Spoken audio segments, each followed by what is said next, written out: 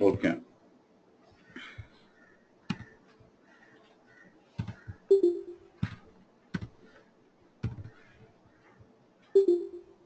So now we had the introduction about SAP HANA. We could understand the architecture and then why is it so fast and what is HANA, and then we've seen about the different use cases of SAP HANA.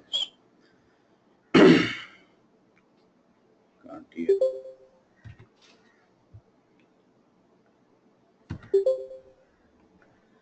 Is it the same case with everyone? Can't hear me? Hello? We can hear you.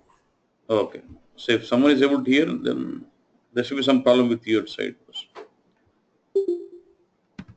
Okay. So now we're going to get into the system. Now I've got my HANA server installed. I've got my HANA server running at this IP 192.168.1.100. This is the IP where my HANA server is running. And at this server, I have the OS as SUSE Linux. SUSE Linux is a OS, and I've got HANA server software is installed. Now this is my HANA server. Okay, and I'm working at client system. This is my server system where my HANA server software is running in at this IP address, and the server name is SAP Cubics, and system ID is SP9 is my system ID. Like same like SAP software, like how do you get the system ID? Like you'll have 3-character word, which is SID or system ID. HANA also would have system ID. This is my server name, this is a system ID, and this is my OS, which where it is running in. Okay. And I'm working from a client workstation. Yeah. I'm working at a client workstation where I've got Windows. I think I've got Windows 8.1 professional edition. This is my OS here.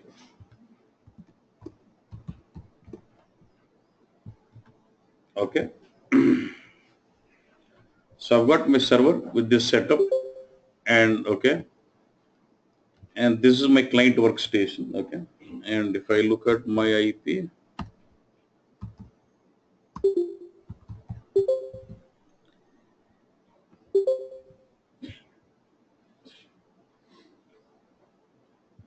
mine is 1.5.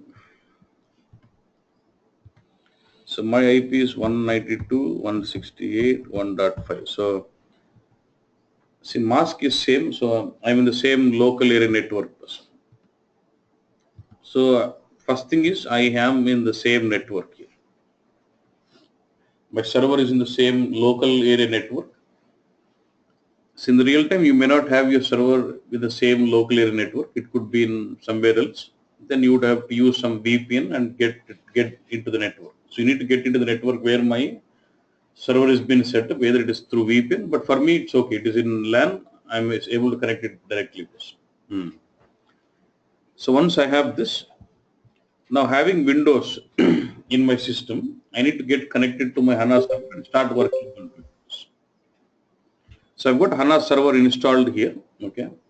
So in my client system, I need to install HANA client tools so that I can use those client tools and get connected to my database and then start working on it. Okay. Now client tools would be HANA Studio. I'll have to install HANA Studio in my client workstation. And by using this HANA Studio, I can get connected to my server and then start working on it. So HANA Studio is not different software. It's a client software for working on HANA. Okay. And sometimes since I'll have to also work with BW on HANA. Okay. I also want to install SAP Geo because if I want to get connected to SAP systems, I need to have this SAP Geo also.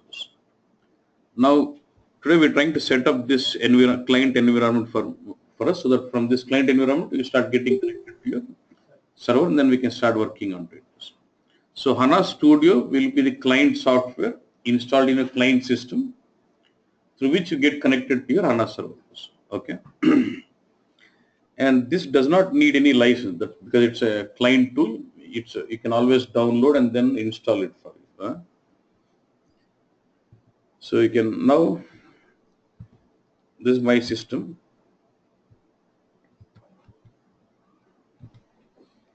So it's 64-bit.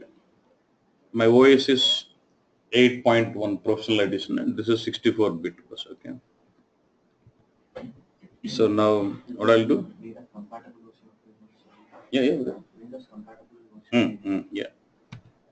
Because you'll have Studio compatible to Linux, then Windows all this. So mine is what? Windows with 64-bit. Okay. So what I'll do? You get service marketplace, then support portal. Because in the real time, you know how to work on HANA, but you don't know what is Studio, where it is, then fake or not. You get into this A to Z and you want to go with Studio, right? So get into HANA, click on H. Yeah.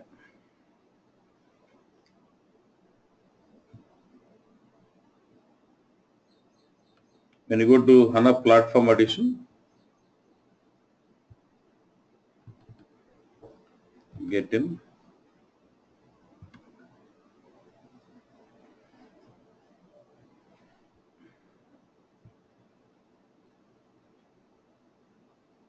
This is all TB was, sorry. I need to get into Studio, not this.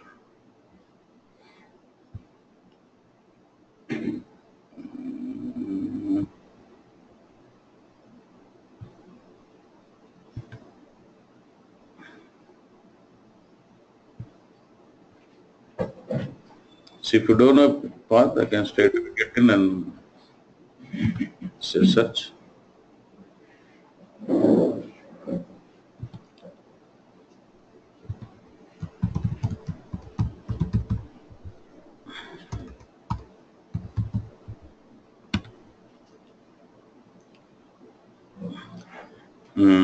So there's HANA Studio here.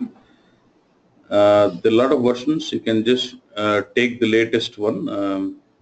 Mine is HANA Studio for, I'll just take this. You get into one, HANA Studio 1.0. Then you want it what?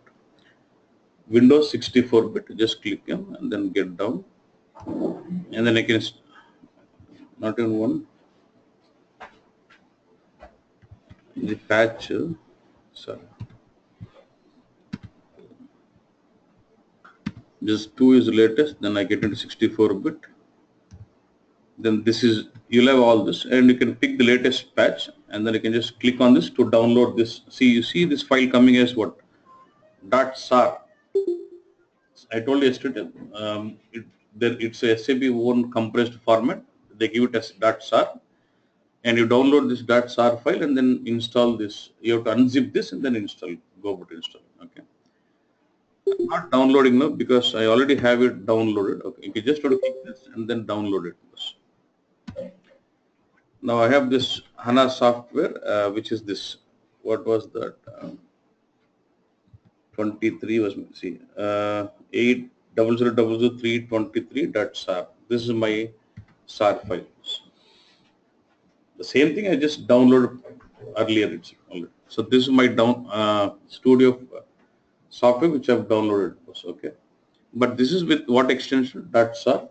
So your unzip or this will not work out. So to unzip this, we need to use this software called SAP CAR. Again, from the same marketplace, you can download this software, SAP CAR.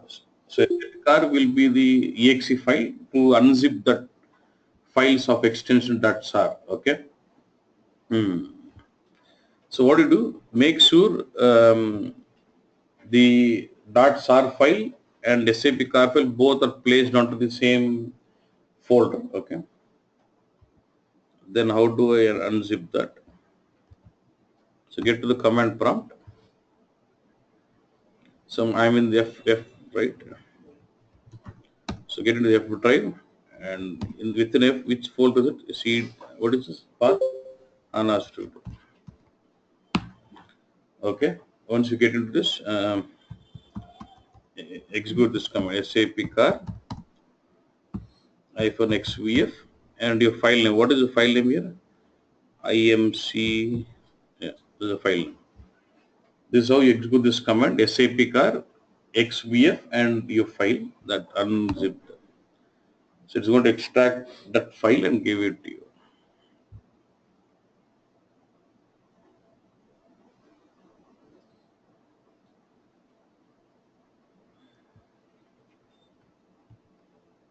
Yeah, it says it's all extracted completely. So if it is extracted, you will have this folder. You get it. It's like unzipped. Okay. Now you have this folder. Okay. Now this I just want to take this out. Cut, and then I want to say.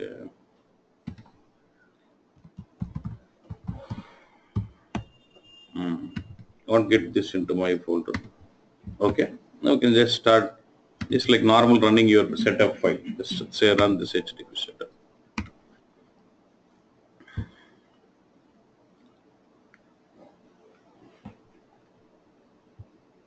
So I want to install new and let it place into this path. Okay, I'm okay. Since it is 64-bit, it gets into program files. Yeah.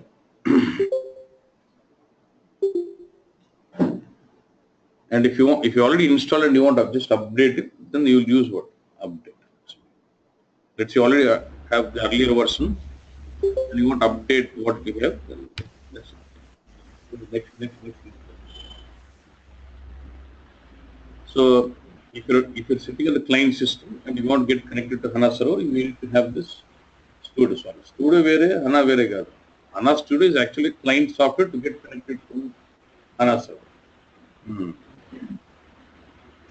Yesterday other day someone was saying by using HANA Studio we're creating HANA model. What is it I do with HANA? It's only client. It's only a client software, but ultimately modeling is all done on HANA server only. But online, please mute.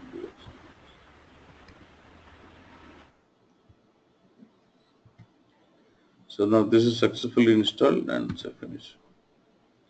So if I have installed it, I should be able to have that now. If I just get in, I should find that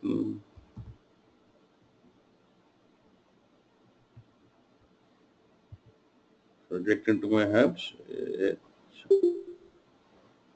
Where is my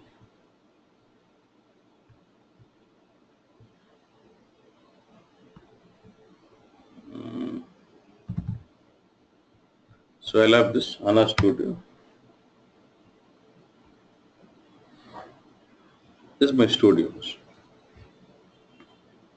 So this will be my front end client tool to get connected. Now I've got this installed. Now from this, since I'm in the same network for my HANA server, I can start getting connected with this studio.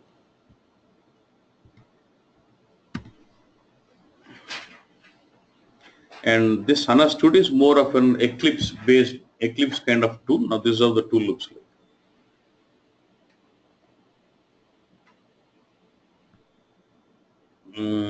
Because I already installed previously. I don't want this. I'll install it manually later. I want to show it manually. Okay. See, these are.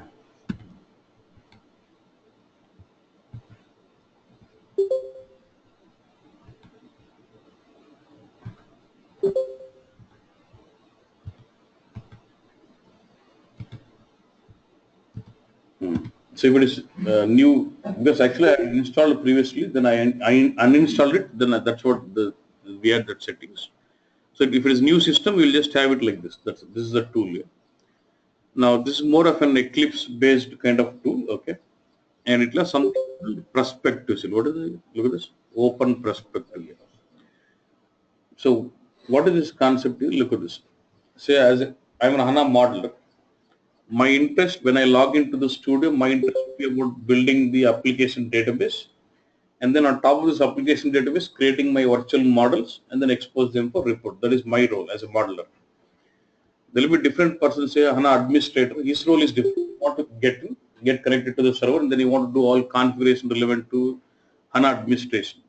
Or some person want to deal with security about creating users, and every person, and there might be different person who wants to get connected to student work on HANA native development. You want, by using HANA native framework, you would like to develop his own custom applications.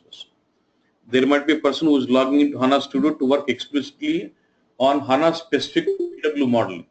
There might be some person who is logging into HANA Studio who want to explicitly work on ABAP specific to Eclipse or ABAP specific to HANA bus. So what SAP has done is, instead of giving separate tools for everyone, they said there will be only one tool. For everyone, it will be only one tool. But only thing is, within the tool, you'll have different perspectives. So depending on your perspective, what you want, depending on the work, what you want to do, you'll choose your perspective. Based on that, you'll have different views. For example, say I've logged, say I'm somewhere else, and now I want to choose, say I want to work on HANA modeling. So I'll choose a perspective as what? HANA modeler. If I just get it HANA modeler, say,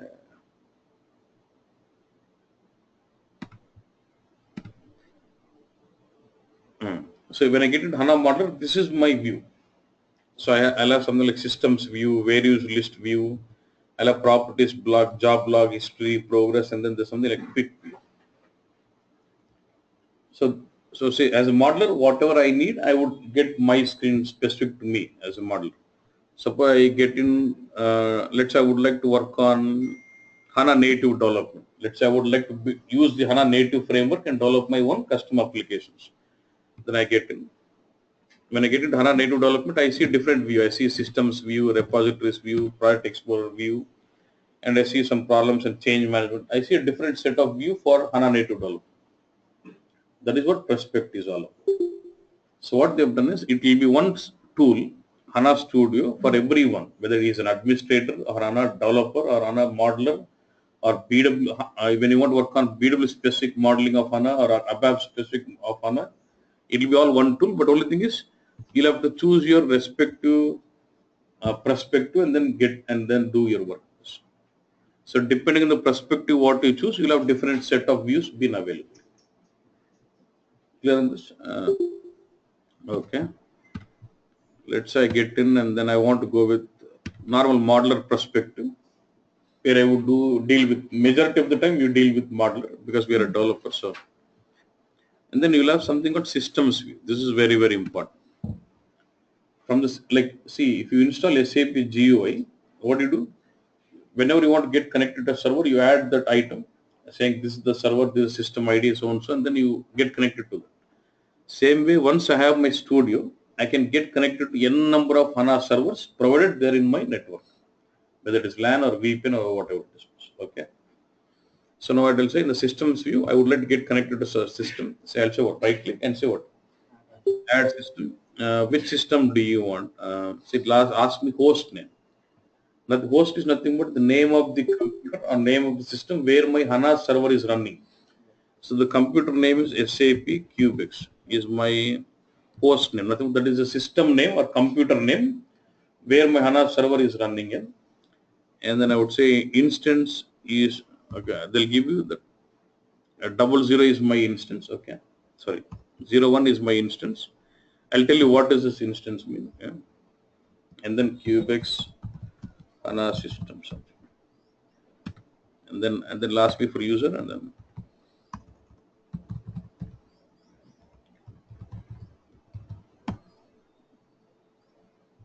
I'm connected. So as soon as I get connected, I see different like this. If I have another server, again I'll say what, right click, add system, get connected. And once I add this, I don't have to add every time. I can just say right click. Once I finish my work, I'll say log off. Then again, if I want to get connected, I'll just say what, log on. Then last me the password. That's how you can add up any number of systems. Development, quality, production. You add all the systems here. Okay, was. Just we'll get to this. Still, we need to do some more installations. This is okay. But let's say I wanted to work with respect to BW modeling of HANA. Now, if I go to my perspectives, do you see anything like BW modeling here? No, that is actually I said I have uninstalled it, but I could not restart because the meeting was running, so I could not restart the system. ఆ ముందు అలా చూపిందా లేదు యాక్చువల్గా perfect లేదు. It says nothing is, it says red, means nothing. It has been uninstalled, but it's still showing those entries because I did not restart my system. I could not do that because the meeting was running. Okay. So now I will have to install that. So we need to install that BW modeling tools again separately. What you do is again, if you go to your marketplace, so if you want to work on this, again the same software, you can just search for SAP BW modeling.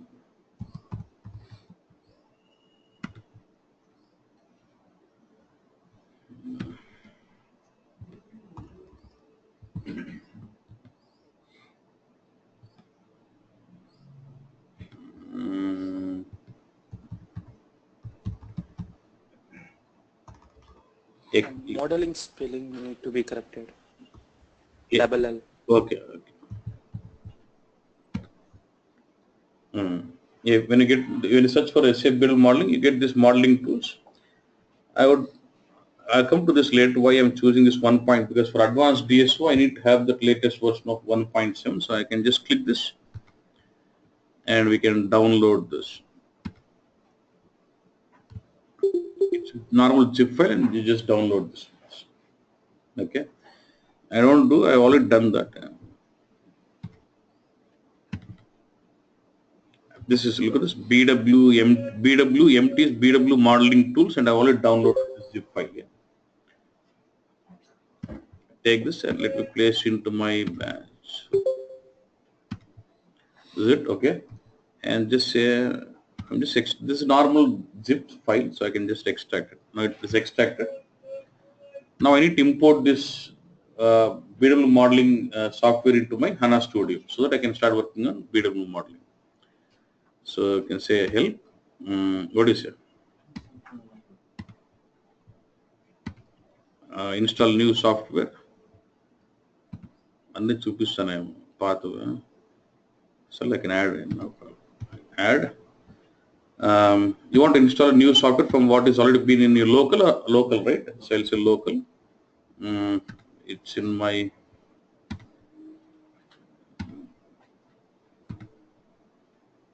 drive. So these activities will be done by administrator, right? Even I thought the same way initially, but what they do is in a real time, they'll just have some common share folder. They'll just place all the HANA Studio and modeling tools there, and they ask you to set up. So they'll allocate a client system for you, and then you have to set up it for yourself. So when you ask them for the studio, they may not give you service marketplace ID, but they'll say there is already a share folder where we already downloaded and kept it ready. So you just have to copy it from the share folder. Okay. We need to do these activities. Yeah, for each kind of so you wanted a lot of plugins, then you can't approach them every time. So you just have to take from share folder, then install it. That's it. This is just normal client. Yeah. Okay. Batch 9 BW something, and just say okay. Now it will show me all the software what is available in that this thing, and then select all. I want to go with composite provider, query designer, open days, everything. Okay, and then say next. I'm going with 1.7 version of this modeling tools. Yeah. Because only when I have this installed, I can start working with BW modeling specific techniques of BW modeling. Yeah. Because there was a person who answered every question, but he could not tell this one. How did you set up BW modeling? Vasu ichana cheptanu.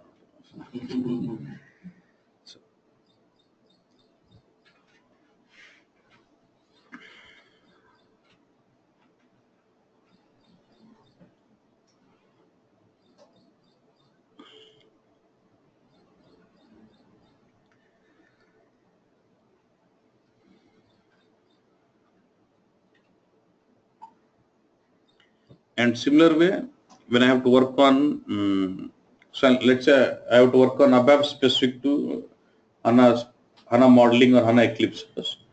Then again, that will have a different software which you have to download for ABAP perspective, then install it. That's all.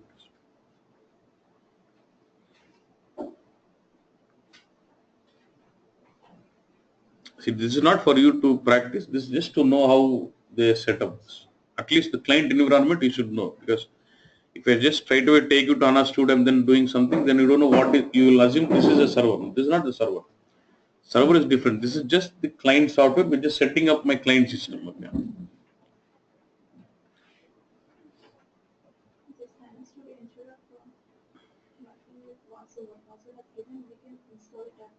No. You can install it just for practice, but using this studio you cannot connect his server because that is a public IP, right? So you do. Yes, what is done is he has got HANA server and he's got another normal desktop system, and the desktop system has got connection to that HANA server, and he has given access to this desktop system for you, not for the server. So what are the public IP you got? That is for this desktop, not for the.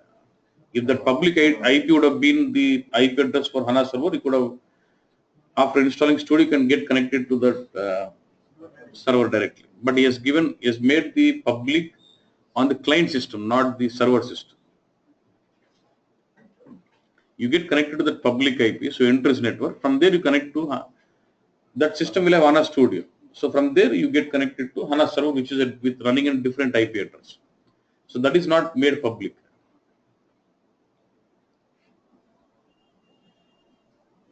So we are setting this up in cloud now for our customers. So for cloud, they give us VPN access. We get connected to VPN. Then with HANA Studio, we'll get connected to that server because that is public IP. Public IP for HANA server. So I can use that IP and ping HANA server directly, so I can get connected. But what are the public IP you're getting connected from Vasu? That is not the public IP for HANA server. That is for another desktop system where is giving you access for. From there, you'll have Studio get connected to a different server, HANA server, which is a different system. Sir, can you once again brief the differences between the different perspectives? Differences between different perspectives available here, like HANA modular.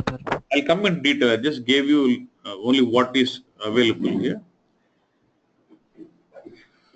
So let this go on. Let's not waste. So when the software is being loaded, Yeah. Is it being done on the cloud platform? No, it is done on my own desktop system. Because I'm going to use my desktop system as a client system.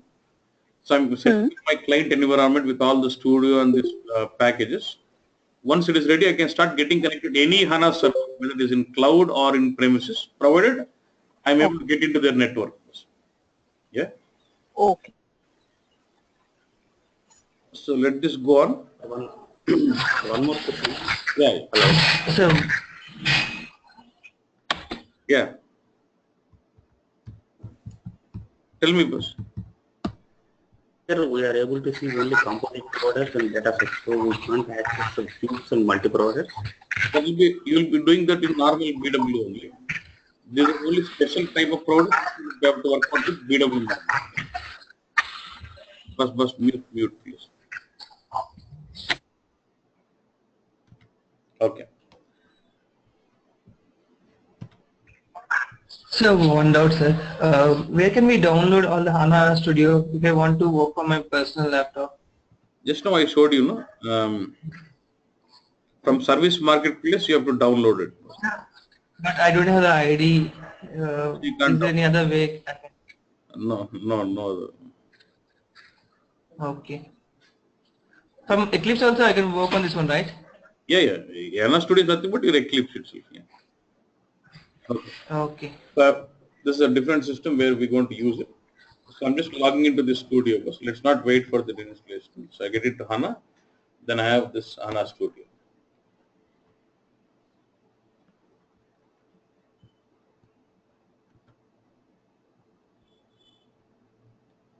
That takes a while. Let it go on. And I have,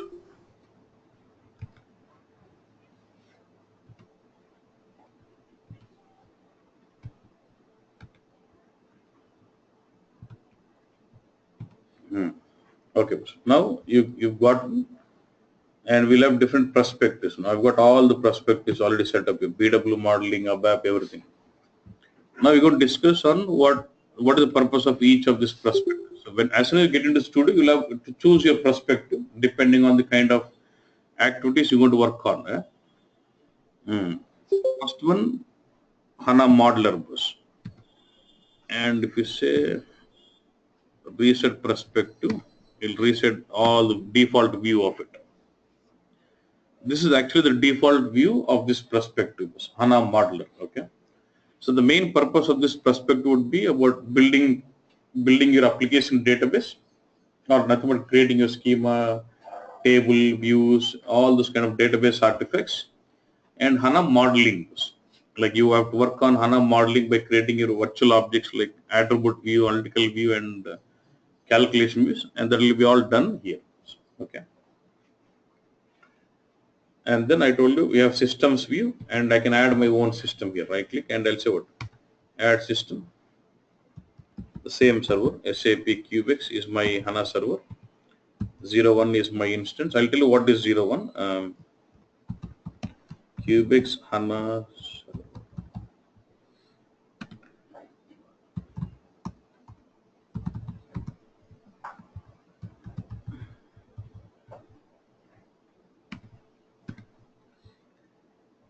So I've got connected to this, and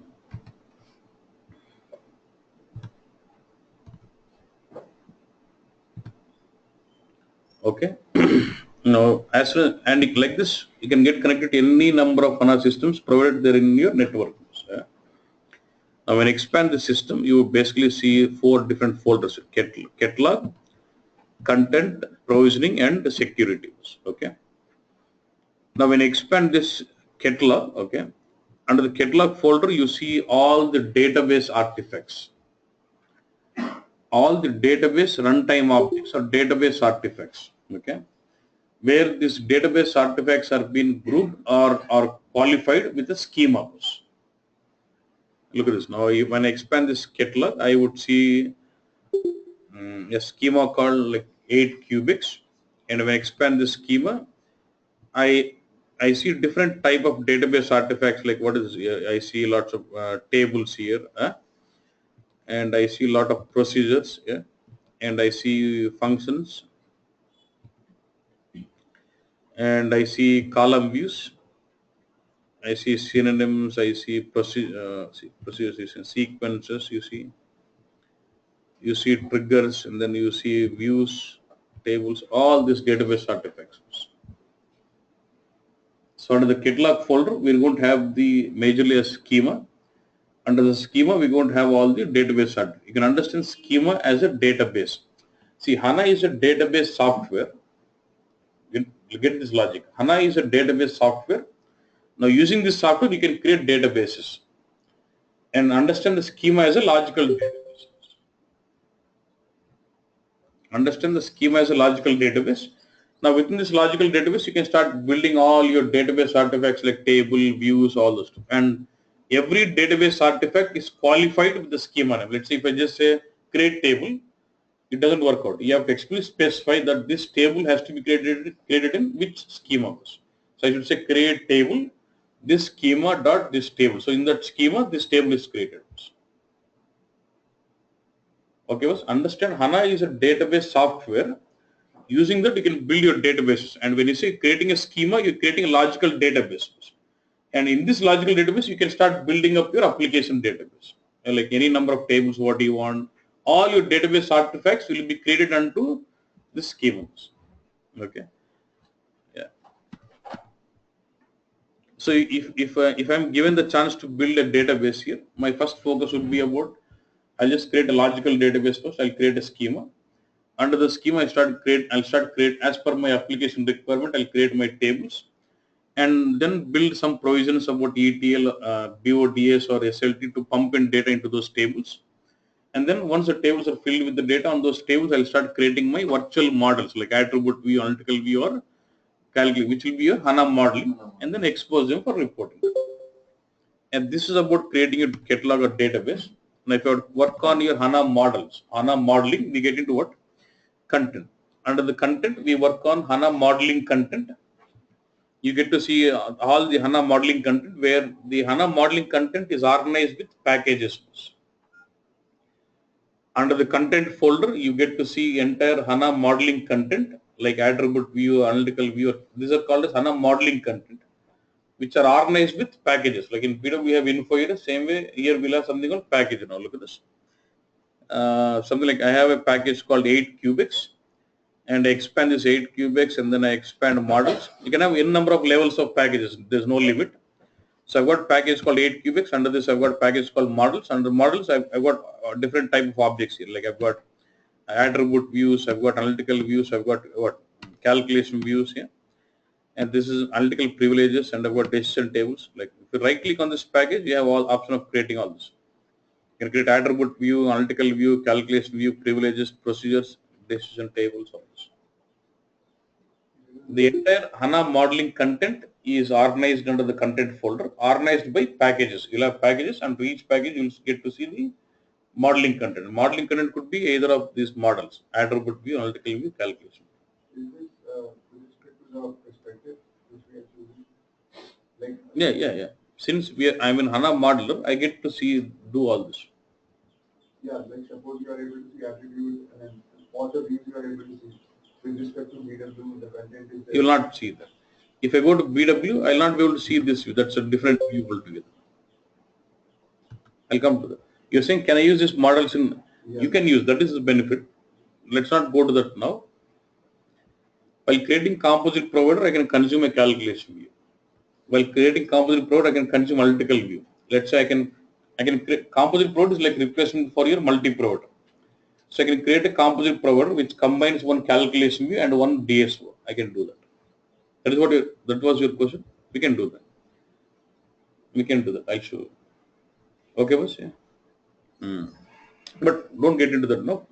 For now, it's a package, and you'll have modeling content available under this package. That's it. And if you want to create, so I can just right click on this content and then say new package. Under the package, you can start creating all your modeling contents. That's it. Inka ekku maradte your catalog objects will have runtime objects, and your content will have the design time objects. Say for example, you create an analytical view, just drag and drop, define something, and then when you activate, it creates runtime objects in catalog.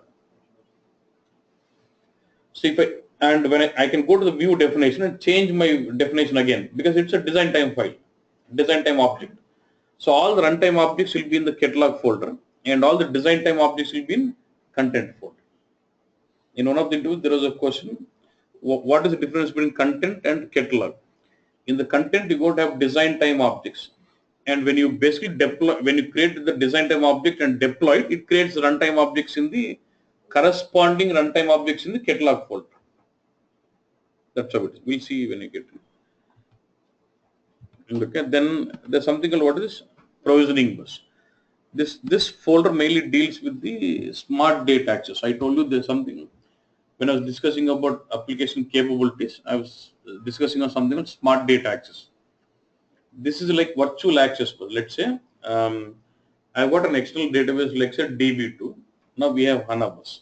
Now what I want is I would like to consume the tables in DB2 as virtual table in HANA, like remote cube in BW bus. Okay. So by using smart data access, I can create a remote source connection towards my DB2 and then consume and start consuming those HANA DB2 tables as virtual tables in HANA. I'm not going to do any loading. When I try to see the data of my virtual table, it's actually going to show data of my DB2 database. Same way, let's say I've got SAP ECC and I've got HANA. I can connect my HANA system, I can connect my ECC system to my HANA through remote smart data access as a remote system. Then all my application tables in ECC can be viewed as virtual tables in HANA. That is what we refer. That is a concept we refer to as smart data access. But only this, when you're accessing it virtually, you'll not have any transformations. You'll get to see data as it is from the source. Now, for example, we create some remote sources. Let me go with the HP. అది డౌన్లో ఉంది అనుకుంటా. Okay, only table చూద్దాం first. See, I'm actually connected this is the connection which I've connected to an ECC which was running on MS SQL database. And if I expand all application layer, I get to see now entire ECC organized by logistics, HR and accounting. If I get to logistics again, I get to see sales. Under the sale, I would like to get into sales orders, especially SDs, SLS. Now here I would like to get into what? Sales order. And let's look at this VBAC, VBAP, VBAP, you have all those tables. So it's like what? I've created a remote connection towards my ECC system. And then I'm able to consume all the database tables of ECC as a virtual table. Now I want to consume this. What I'll do, I'll just take this table, I'll say right click and say what? Add as virtual table. And then when I try to see the content of this virtual table, it actually shows me data from ECC. It's more or less like your remote queue. So like this, it's not that only ECC, I can connect lots of applications. We'll come to the topic later. But see, if I try to say right click, new remote source, I'll have different set of adapters. I've got ODBC, generic ODBC, then HANA ODBC, then MS SQL ECC adapter, BW adapter. I can also connect BW with the latest adapter where I can connect BW also as virtual object, virtual remote source. Twitter, all this can be connected. And even you can access data from flat files through remote source also. You can get to place your CSV files in one repository folder, then start accessing the data from the flat file also through smart data access. That is a flexibility. Okay, you got this? Now the question is, okay, we are able to consume the virtual table of a different source as a virtual table in HANA. But if I try to use this virtual table as it is for modeling or for reporting, I'm getting same data as it is from the source, but I'm not able to do any transformations. That was the case with SP7. When HANA was given as SP7, we had only this. Then this question was raised. We are not able to do any transformation. Then what they have done is they have brought a concept of EIM. EIM is what? Enterprise Information Management, which is actually a concept of BODS, ETL tool. The concept, see, all your ETL tools are based on the concept of EIM, Enterprise Information Management, which should enable it for ETL bus, extraction, transformation, and loading. So what they've done is they started including the concept of EIM into HANA. So they brought in the capabilities of ETL tool into HANA so that you can start doing ETL also in BW, in HANA bus. So that is nothing but your smart data quality and integration bus. It was introduced in SP9. It was okay, a lot of issues were there, then it is improvised now. In SP11, it's heavily improvised. And so by using that smart data quality integration, which is actually a concept of EIM, a concept of ETL in HANA, once you create this virtual table, I can use this virtual table as a source object, build your data flows, like pivot, reverse pivot, transformation, table compare, like whatever you could do in BODs, I can do all of them in smart data quality integration and schedule this data flow in real time also. So as soon as they create transaction in the ECC, that gets processed through this data flow and gets transformed and then placed into another table. And on that table, you'll be using it for reporting. So you can also implement the concept of EIM, Enterprise Information Management, also in HANA. But slowly, he's trying to bring the concept of BODS completely into this.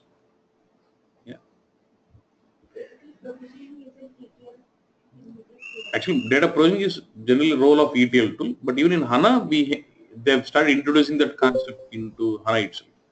So HANA itself has got some concepts of BODS into this, which is called as smart data quality and integration, which gives you flexible of connecting to source, use that as source object, do transformations, and schedule that as a job or schedule that as a runtime or real-time flow.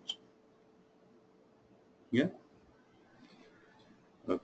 You have some other techniques as well for provisioning and all. Yeah, that we have. No, what I'm saying is, if you got data provisioning technical SLT, right? SLT means what? SLT is not part of HANA. It's a separate server.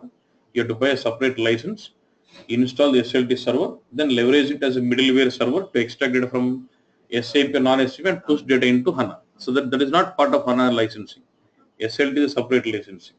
Now BODs is again a separate detail tool, which is separate licensing. You have to buy BODs, set up BODs, and use that to load data into HANA. Now, whatever I'm speaking about smart data quality and integration, you get that with the licensing.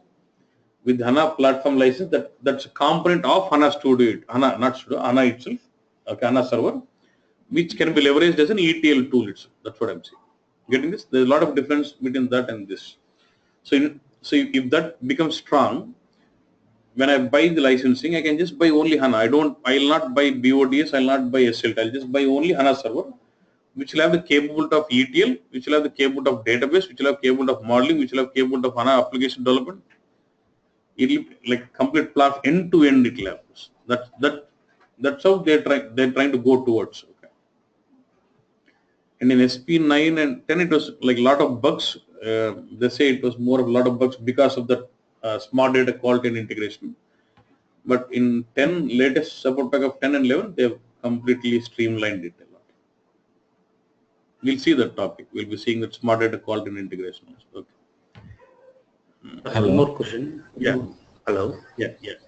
Through remote source, so in BW adapter, by using BW adapter, can we access multi-providers like that? In BW modeling, we can't access multi-provider, all those things, right? So by using remote source BW adapter, can you access those things, or we need to? Sir, I missed your question. I didn't understand. What is it? Yeah, you are telling that through remote source BW adapter, we can consume the BW info products, all those things, right? Yeah.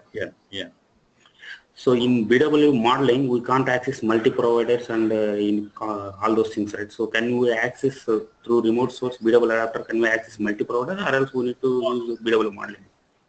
So I understand your question. You're saying when you're working with BW on HANA, we have a flexibility of importing BW NetWeaver models like this. Let's say you've got BW sitting on top of HANA. Then we can import BW objects into HANA. We can import InfoCube, we can import BSO, but we cannot import multi-provider. Okay. So in that case, what we do generally, how do we solve that? On top of that multi-provider, we create a BigQuery, and BigQuery can be imported. We can enable the BigQuery as info provider. We have something called query snapshot, where we create the BigQuery and enable the BigQuery as info provider and build your HANA indexes. Then import the BigQuery as an analytical view in your HANA. You can import it automatically. That is what is asking. So in this kind of case, I am not able to import multi-provider, right? So when I use this BW connector and connect the BW system, will I be able to access multi-provider as a virtual object? No. Even with BW adapter, you can't connect. You can't connect to multi-provider. No. Yeah, got it. Thanks. Okay. Now he's saying that is the way of importing, right? Now if I use this smart data access and use this BW adapter and connect to my BW system remotely, will I be able to consume that multi-provider? That was his question. Even there you can't. Okay. So could you please repeat once again? What was it? Can you repeat once again what you said about this BW adapter, as you was asking for this multi-provider concept? See, we'll be coming to the topic later, but now what we are saying, let's say, let me click next, let it go on. I accept this license. Let it go on. Okay. So the thing is, what he's saying is discussing on the next point where we say, so I got BW system. Yeah. Yesterday.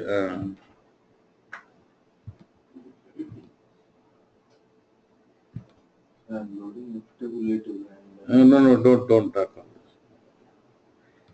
They'll get confused. Now if you say F table, E table. So this is the scenario is speaking about. So I've got my BW system run with HANA as a backend data. Normally you can install BW with any database you want.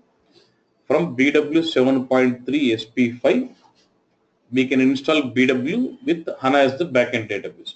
Okay. Now, if this is the situation, what he's saying is, let's say in this BW system here, I've created my cube. Okay. Now, I've created my cube.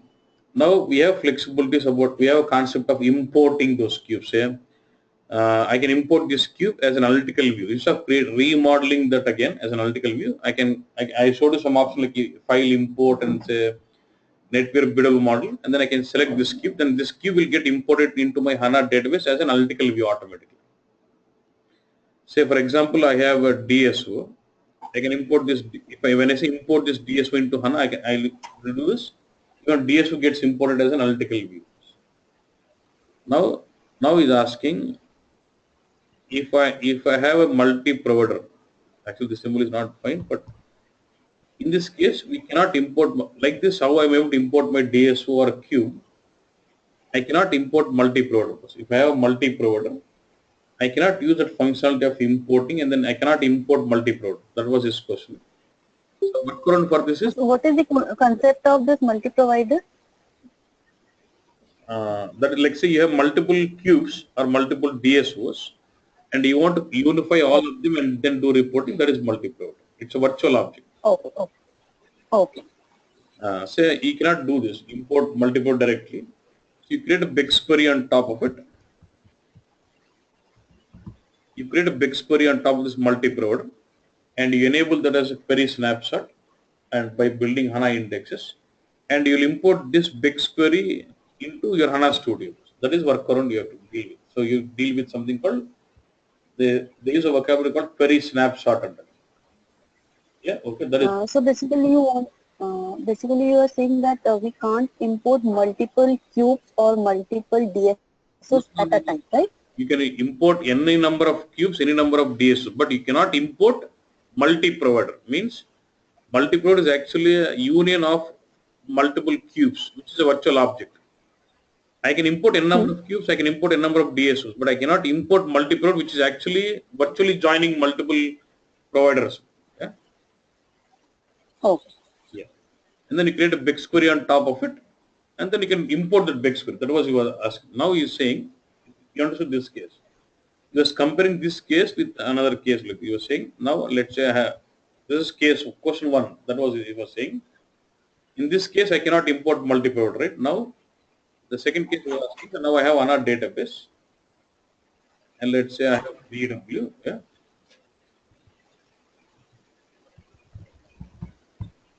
Let's say through smart data access, I have connected. Let's say through smart data access, I have connected this. Let's say through by using this smart data access, I have connected my BW system as a remote system to my HANA. Now, can I consume multi-provider? That's what he was asking. At least in this case, can I consume multi-provider? Is what that was his. Ante kadanda my question. This question. At least now, when I connect this BW system to your smart data access, will I be able to consume this multi-provider? Even in that case, no. Okay, now that was his question. Okay, so this case is different, and this was he was comparing these two scenarios. Okay, now what was the other question? Hello. No, wait. There is a question from classroom here.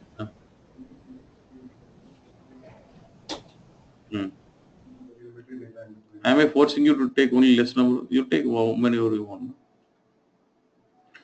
See, generally, if you're designing query for an user, you would go with these requirements.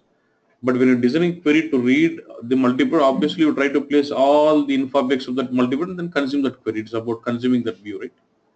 You are saying generally when we create big query, we don't consider all the characteristics available in the provider. But if you really want to consume all the fields of the multiple as a view, then you have to create a big query with all those info objects into it, and then get that big query as imported as a view. Yeah. What is the other questions here? I have a doubt, like when we are connecting to smart data access to either BW or ECC running on MySQL, we are trying to fetch the data virtually, right? So the performance issue will be... We are not fetching. The data is still there in the source itself, but when you try to see the data, virtually reading data from the source. Yeah. Yeah, about the performance, will it be completely optimized? Yeah, obviously the performance would be effective, right? Would not be effective because there's a lot of difference when you try to read data from HANA and when you try to read data from the source virtual labels. right? Mm. So So we are that's where the concept of smart data quality and integration comes in, where you can use this virtual table and load data into your physical table again by building a data flow. Yeah. And that's where okay, fine. Thank you. most of the people are doing is they're using smart data access, connecting HANA to HANA. So the scenario what they're using is, let's say I have it something like this. So majorly they're using the smart data access in this kind of cases. As you said, rightly said, that it will affect my performance, right?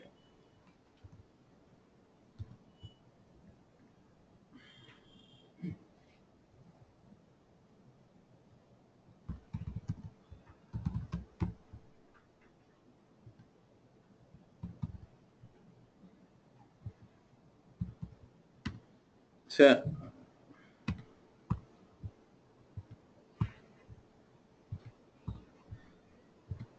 I have a situation like this. I have got, my client has got ECC application running on HANA, and he has also got BW application running on HANA. Right? Now, why don't I use, can this be one functionality where I can say, I'll connect this HANA to this HANA with what? Smart data. Smart data access, and then leverage those steps, because even my source database is also HANA, it can handle my performance rate. The source system is BW or non-HANA systems, then that cannot handle. But here in this case, both are HANA systems. See, whenever they create application tables in ECC, all the application tables will be in your ECC schema, right? You'll have ECC schema, which will have all the VBAC, all those standard tables in it. Then I'll connect this HANA database to this HANA database and consume those tables virtually, and then can use them in modeling and then do reporting also, instead of physically storing it also. Because even if you try to read virtually, my virtual source database is also what? HANA. So in this case, it can tolerate that performance problem. Either you bring it to your HANA database and then do reporting, either you virtually read from a source database, which is again a HANA database, will make sense. So in this kind of cases, pretty much they're using this smart data access. Okay. Sir, once again, this concept of multi-provider, please. Only what is multi-provider? The rest is okay. Actually, that is a concept of BW, and No, I have idea about this info cube and data DSO. okay. That is okay, just in brief. Yeah, let's say now you have a sales cube, yeah, and you have sales data for 5 years, say 2010, 11, 12, 13, 14, 15, yeah, and each year of data is in different cubes, say cube 1, cube 2, cube 3, cube 4, cube 5, yeah. So now, whenever you create BigQuery, you have to choose a particular provider, any one cube. But let's say I want to create a BigQuery which actually reads from 5 cubes, union of all the 5 cubes. Then I can't achieve directly. Then what I'll do, I create a multi-provider which says this will contain all the 5 cubes in it, and then specify all the identifications. And the multi-provider is virtual. Whenever I fire a query on multi-provider, it actually reads virtually from all the 5 base cubes and then combine the data, then give it out. So that is multiple. Okay. Got it. Thank you. Okay. Okay. So I'm just saying, okay, it's on. One question. Would you like to read that? Yeah. No. Okay. Yeah, yeah. Hello. Yeah, please tell me. Yeah. For example, ECC system is not an HANA system. I want connected to BW HANA system from ECC other system. Like I am using Oracle database in ECC and BW HANA database. We can connect using SDA. Yeah, we can connect. I'll show you. But in this case, I'm actually, look at my scenario. I have my BW running on HANA, but my ECC is running on MS SQL. I connected that with remote SDA. Look at this here. I can do, but performance, I can't guarantee you the performance. That's what I'm saying.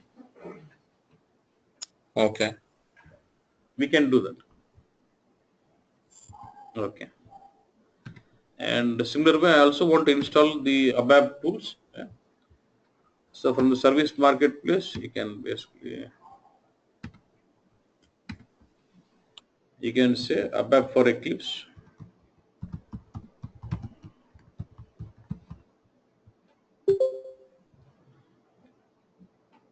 Then you can download the required patch level. Then I already have it.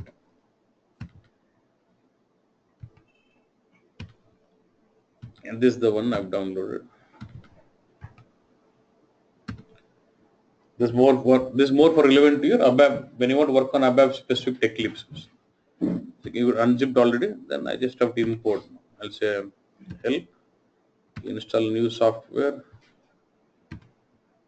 So I'll say batch 9 ABAP. That is F and basis. And this will bring me ABAP modeling tools.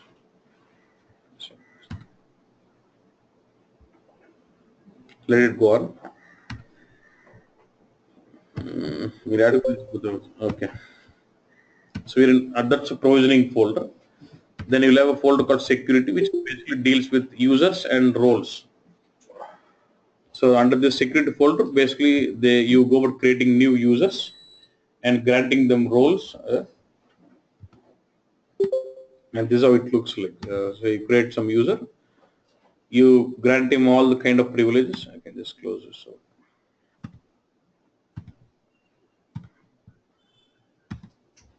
So you'll have system privileges, object privileges, analytical privileges, package. You can give him different set of privileges, and the user is created for him. Yeah. And same way, if you want, you can create new role also from this, and then roles will be assigned to users. Yeah. So this is what you can do it on the systems view here. And apart from this, you'll have something called, if you go to help menu, we have something called quick views. In the previous versions of HANA Studio, you'll have something called quick launch. Yeah. But now you receive it as quick view. So what SAP has done is, for most frequently performed operations, they've given the sufficient links into this quick view, and you can start launching that particular operation straight away from here. Let's say, we'll come to this later, but let's say you want to create some delivery unit, you can just click on this directly and then jump to that link and then jump to the respective dialog box, and then you can start creating your delivery unit. Or you'll have lots of generating time data, configuring imports of data. Like, say you want to do some SLT config, replicate data through SLT, then use this data provisioning link and you get in, and then I know my SLT server is down now. You can just select, let's say you can say I want to replicate some table, then you can just choose a table, then start the replication and so on. So for most of the operations, what you want to do will be available from the click view, and it's similar to your easy access screen of your SAP. As soon as you log in, you get SAP easy access where you can use the menus and then get into the respective tool. Same way, this is like easy access in HANA Studio. You want to do mass copying from one package to another package, or schema mapping, and you want to do some auto documentation. You have lots of options, importing, export. We'll see all those later, but you'll have something called click view where you can launch the most frequently performed operations from this. It's like easy access menu for HANA Studios. Okay. And I think others should be fine. So what is this redeploy? What is? Redeploy in the quick view? Redeploy. Yeah. Sorry, I didn't understand what. Redeploy is like reactivating. Let's say you already have a view which is already activated, and so actually I told you, when you create an HANA model, it will be a design time object, right? When I actually activate that, it will create some runtime objects in catalog folder. Yeah, catalog in some schemas. Yeah. Say for example, you have changed those view definition and you want to redeploy. So when you say redeploy, it recreates those runtime objects again. That is redeploy. Okay. Okay, at that moment activate won't work. See, activate is nothing but redeploy. It's all same. Yeah. Only thing that vocabulary is different. Okay. When you activate second time, that is like redeploying. Activating first time is activate. Okay. You can see, if you don't know, if you can just click this, redeploy your active information objects. You want to activate those information objects what has been changed. Okay. And if you click activate, activate your information objects for data reporting and analytics. What is this? If you look at this, both are same. This is first time activation, this is second time. That's yeah. Hello. Hello. Hello, sir. Could you please tell me about the catalog folder? In catalog folder, what we are going to do in the left side? Yeah, in the catalog folder, you'll have all the database artifacts or database objects. Okay. So you want to create some table, and that you get to see the table there, and you create table, views, sequences, procedures, functions. All your database artifacts are in the catalog folder. So when you create table. So under catalog. One second. When you create table, you only see table. Means what? Table is actually runtime object. You don't see the definition file of your table. Only the runtime object in catalog. Yeah. Okay. So you mean we will get the activated data? I mean structures and all. Yeah. Exactly. In catalog. Yes. Yes. So, yeah. Under catalog, can we display the data? Can we view the data? Yeah. Example in tables. Yeah. Okay. You can display, you can delete, whatever you want, you can do. Yeah. Okay. So we can do manipulations on the tables. Yeah. See, under catalog. Exactly. You can basically go to SQL editor, and you can write all your SQL statements, and you can do anything. You want to insert, update, delete, select, whatever you want, you can do. All manipulations can do. So you use this and open your SQL console and you can write your SQL statement. For all data manipulations, there is no UI. You have to explicitly use your SQL statements to do this. So let's say you have a table, you want to insert some data. There is no GUI or to do that. You have to write your SQL statement to insert it, or you want to delete, or you want to read. It's all SQL statement. But if you want to create it for all the DML statement, data DDL for data definition statements where you create table, you have the UI. If you say right click on the table folder, you see new table. You get a UI something like in SC11, what you get in SAP applications, then you can start creating your table. Hello. Yeah. Using the content tables, we are creating views in. Using that catalog table, we are creating views in content table, right? Exactly. See, not the table. The ultimate. Let me just say next slide. Let's go on. See, ultimately, when you say you're using HANA as the native or HANA as data warehouse, when you say HANA as data warehouse or data mart, or some people call it as enterprise. Okay, or some people still call this as native also, but anything it is. Now, what does it mean when you're using this? When you're doing this, what does it mean? You will have the HANA server installed as a centralized HANA database. Yeah. And then you'll have multiple source systems, which could be SAP or what? SAP or non-SAP. Okay, we'll refer them as source systems. And then you'll be basically using different data processing techniques, either by using an BODS ETL as an ETL tool, or we will use what? SLT, or we use some DXC, or we use what? Smart data access could be an option. Smart data QI, smart data quality integration could be an option. We can use all of this and then get the data stored into your physical tables in HANA. Yeah. When I say physical tables, within HANA database server, you'll have a logical, which is logical database, which will be your what? HANA is a database software. Within the database server, you create a database which you will refer to as the schema. Okay, let's say I say schema 1. Okay. Under the schema, I start creating all those tables replicated. Table 1, say table 2, or let's say table 3, in number of tables. Okay. So I've got a schema here, which is like one logical database. And let's say from SAP or non-SAP, you replicated those tables, or you extracted those tables and placed those 3 tables into schema 1. Okay. Then let's say Then you create all your HANA virtual models. Yeah. You create your virtual models on top of this.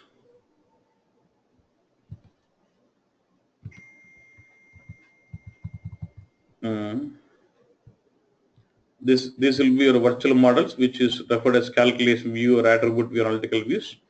And these virtual models will be built on by using these tables. Look at this now. I'm going to leverage these physical tables of HANA and create my virtual object or virtual HANA modeling content, which is your attribute view or analytical view or calculation view, depending on the requirement. Then on top of this virtual objects, I do my BO reporting.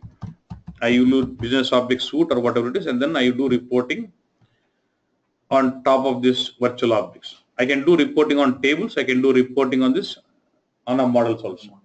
Now the question what he's saying is, when I see these are the tables which were replicated from a different source. On top of those physical tables, you created your virtual models, and these virtual models are being used for reporting. This is clear. If you remember, next question I told you, when I activate the HANA modeling content, it creates some runtime objects in catalog objects. Yes. So what happens if you make this big? By default, you'll have one more system schema called _sys_big schema. By default, you'll have a schema called _sys_big. Okay, and it's very good. There's something sys_bi, sys, and this is the main one. And this will have all the runtime objects of my HANA models.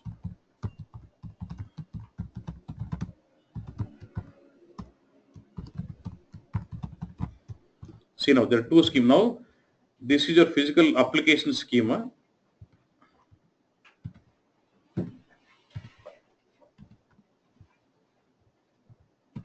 What you've done, you have used some data processing techniques like BODS, SLT, DXC, or whatever it is. Then you replicate all the application tables from ECC or whatever into my application schema. Then by using the tables of this schema, I've created my virtual HANA models from the content folder.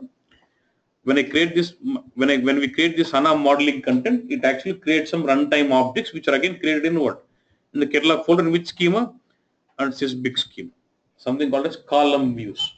We see that later. When you basically deploy or activate your calculation views or analytical views or attribute views, it actually creates the runtime objects or deploys your runtime objects, which is considered to be a column views. In which schema? Sys_big schema. Now, when it comes to reporting, I have got multiple options. Look at this now. Can I do reporting on this tables directly tables without creating virtual models in HANA, without creating HANA modeling content? Can I do BO reporting on this top of tables? Yes. I'll go to BO. I'll create a universe on top of these three tables, then join them and then do reporting. Can I do it? Yes. Can I do BO reporting on these views? Yes. With BO 4.1 SP5, we have this option of creating SAP HANA business layer, nothing but universe directly consuming the views. Okay. We can also consume these views and do reporting. Yes. Other way can also do this. When these views are activated, it is creating some runtime object which is a column view in sys_big schema. Can I also consume? I can also consume this column views in BO reporting and do reporting also. What it is runtime rate. Getting what I'm saying? So that should make you understand what is the runtime object of my HANA views, which is a column views, and the column views can also be consumed in BO layer to create universe and then do reporting on it. Either I can do reporting on the physical tables or on the runtime object of my column views or the views at HANA models as it is. We'll have something called in the universe, we'll have some HANA business layer straight away now, newly with 4.1 SP5, where you can create universe straight away on that HANA model. So did I solve your doubt now? Yes, so content folder contains only the design time objects and catalog contains the design time as well as runtime objects, right? Content will have only design time objects, catalog will have runtime objects. Yes. Yeah, that's all. Okay. Sir, one doubt here. I mean, it's like now we see redundancy of the data, right? You have tables and then you have these analytical views or calculation views, and when you deploy them, you again create, I mean, you again store the same data in form of those views. Very good question. You're saying you have replicated data from the different source and loaded into this physical tables, table 1, table 2, table 3. Again, you're creating views. Again, when you activate those views, it is creating column views. So I've got the same data. This question is, I've got the same data stored in table 1, table 2, table 3. Same data stored in my HANA models, HANA modeling content like analytical view or calculation view, and same data stored in column views. That is this question.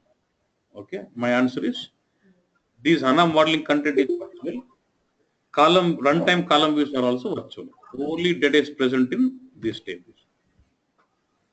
See, HANA modeling models about when you model this calculation view or analytical view, that is virtual. It's only about joining multiple tables and then you combine it. There's no data physically stored. When at the runtime of the view, it actually reads data from the base tables, table 1, table 2, table, then give it to you. And then you have even runtime object column view also, you'll have definition, but no data in it. These two are virtual. So now your problem is solved, right? The data is stored only once now, yeah? Yeah, okay. Yeah. Okay. Now, Hello, sir. Now the next question is to ask me. Next question, like say if someone who is good at BO, then they start asking me, okay. Then these are virtual. So query performance will be an issue. One second, yeah. So the next question they ask me is, why should I create these models and this runtime objects? First, you just give me tables. I'll go to my business objects. I'll use IDT, information design tool. I'll create a connection to HANA, consume those tables, and I'll join those. I can do all left order join, inner join, all those joining, and then all kind of. I can build my metadata and all those stuff in the semantic layer there, and then I'll do reporting. Right? There are two options. Either I take the tables of HANA into my universe, into IDT tool, join those tables, create my universe, and then do reporting. That is one option. One option is you do all the kind of required modeling within with HANA modeling content, like calculation view or analytical view. And on top of this view, you do create a universe and then do reporting. There's two options available. Now, if I go with the first option where I consume tables and then build my universe and then do reporting, all the joining and all the calculations of new columns or whatever filtering is all done at what level? At application server, at BO level.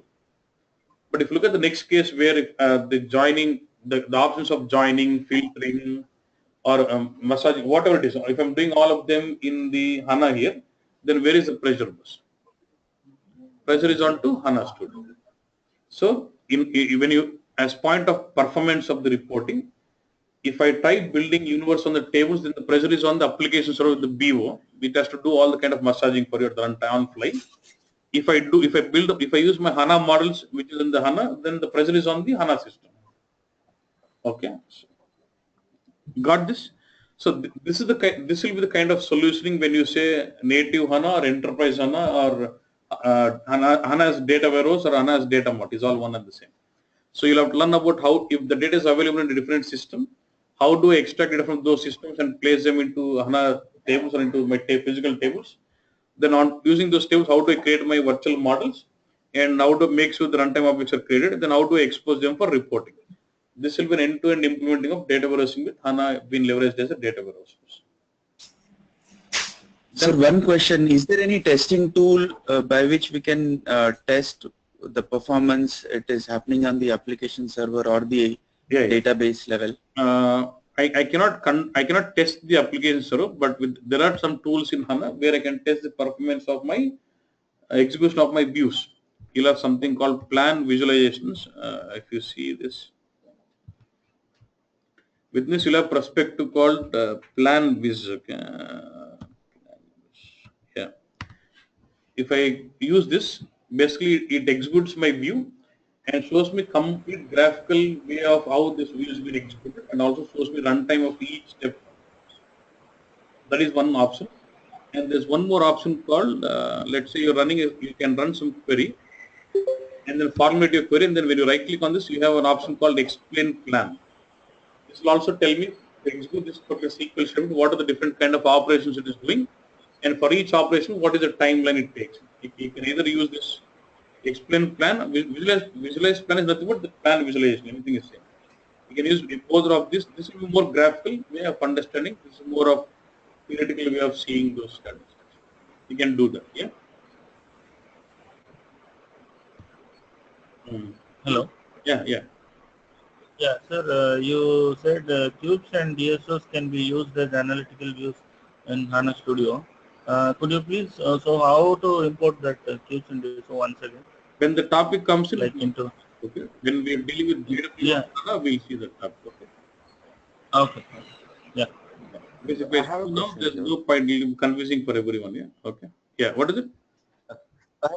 Yeah, when you say that program logic, like everything you have to push it to HANA database, okay? Yeah. In this scenario, where you have to write the code to for the performance perspective.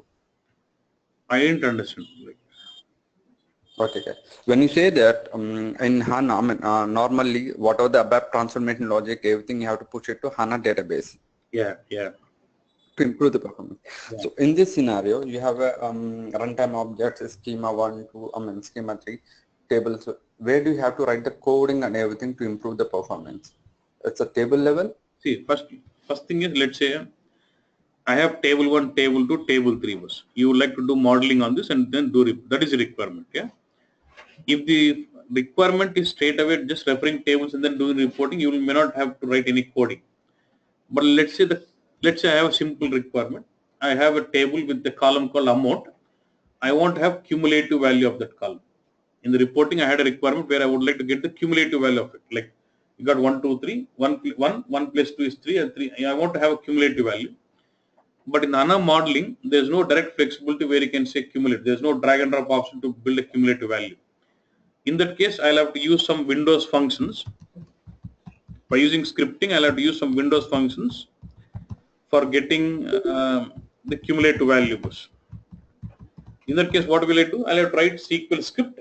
I'll write a procedure or I'll write some calculation view scripting based where I'll use SQL script to build this Windows function to give me cumulative value and I have to write that. So my coding is written within database. So when I run my BO report, it connects to my view and the view will trigger that scripting and then give me the cumulative value for it. If this is the case, the question what you're asking is what was about BW on HANA. That is a different case. For example, see if you see for your previous batch we've written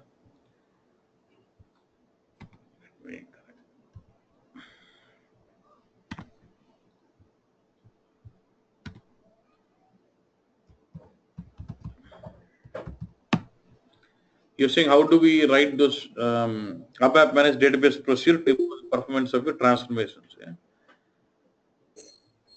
I know it's server up along the down. Yeah, it is there. Is it BW? Sorry, boss. You want to see ABAP program? No? I'll go to ABAP perspective. I'll connect ABAP project.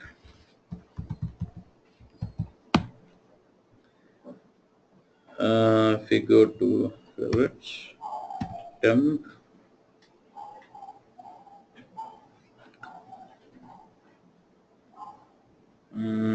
source library, then we'll say classes. So this is one of the ABAP managed database procedures. With this is a class, and it will have method where we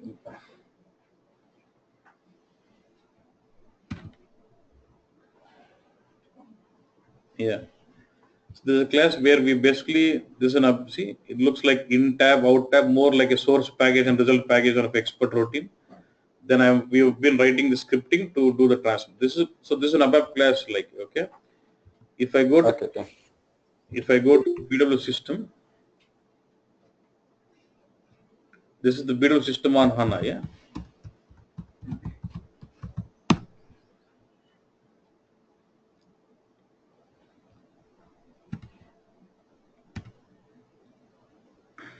See, this is running on HANA database. If I just go into RSA1 and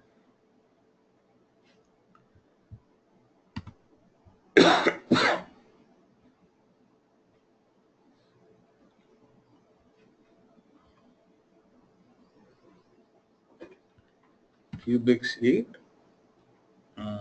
transformations.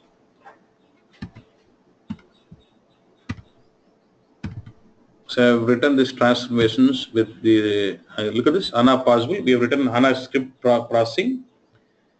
And if you see, we have used this option of routines and HANA expert script routine. Yeah. If you see this display, it is actually showing me a class TJK, right? This see TJK. This is the class here. So if you see, Okay, if right. you get a class, you'll have a method as a procedure, which will have a script. We cannot edit here. It has to be edited. You can only edit this program only from the studio. This is like ABAP managed database where you're using transformation. That's a different case. Now, what I was discussing, this was like implementing HANA's data warehouse or HANA's data mode. Now, what he was asking about pushing the logic deep in, that was specific to BW on HANA. The person who don't know BW don't have to worry on that part. Okay, boss? Yeah. Yeah. Okay. And so my student, Sir, I have one question. Anna, if you ask question, ask relevant, because if today if you ask me about all this BW and that stuff, others who are not from BW, they feel ఈ course నాది కాదేమో అనుకుని రాడు రేపు అది నా problem. Okay okay okay Sir, one clarification. One second. This I'm done with this studio. Anyhow, tomorrow I'll restart the system. It is fine. Then apart from this, I also want to install GUI also. SAP GUI we know pretty much. We have this GUI and then we run the setup.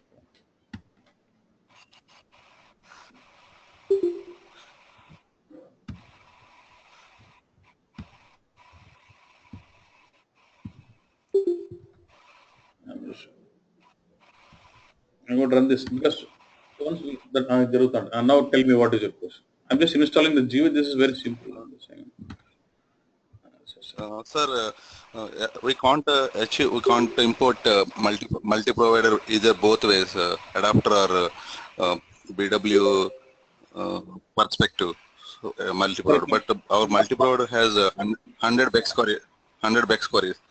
So how to convert those, or how to import those BEX? Can you ask? Can you come again?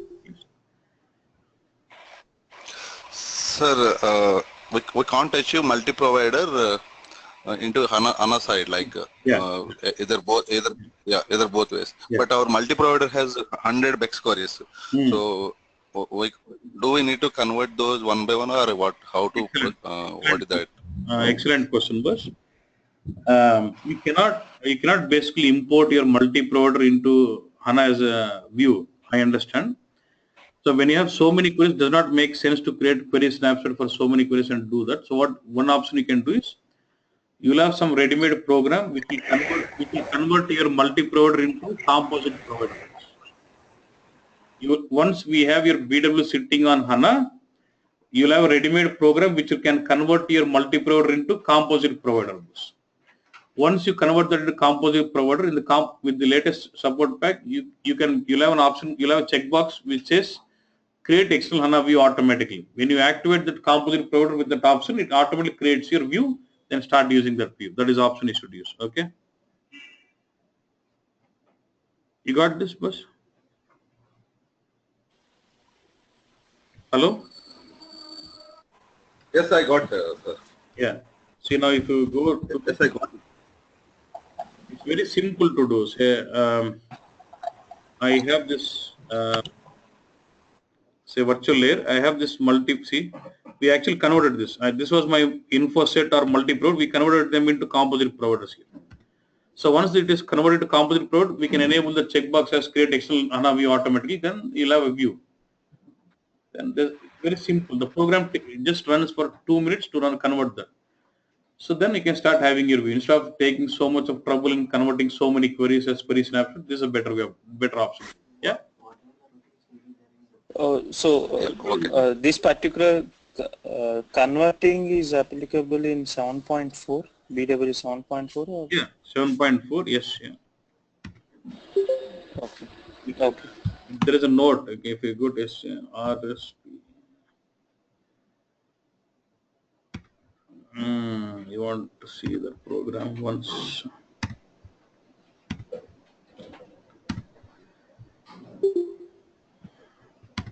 second. If you so I still have one second. okay, it's not relevant. All 9 items. Yeah, it's not relevant. No, it's not relevant. నాకు నేను ఒప్పుకోను అడిగాక ఇప్పుడు చెప్పాల్సిందే.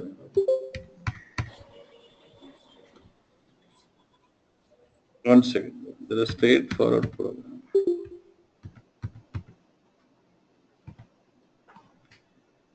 This is the program here.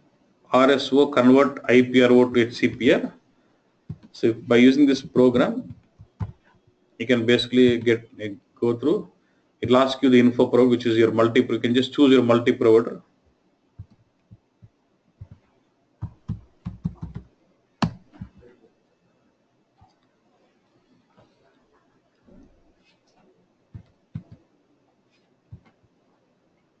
So I take this multi-provider and I want to say batch 9. Okay, then execute. If there is already anything, it can overwrite also. Now it is already created. Now if you say go, that's it. Live it. Batch 9T.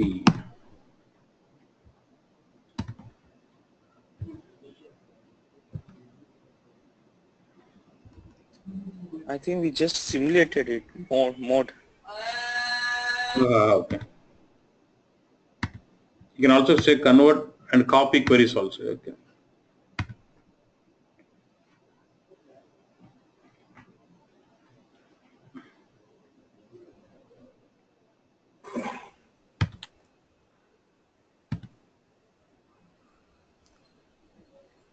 Okay, done.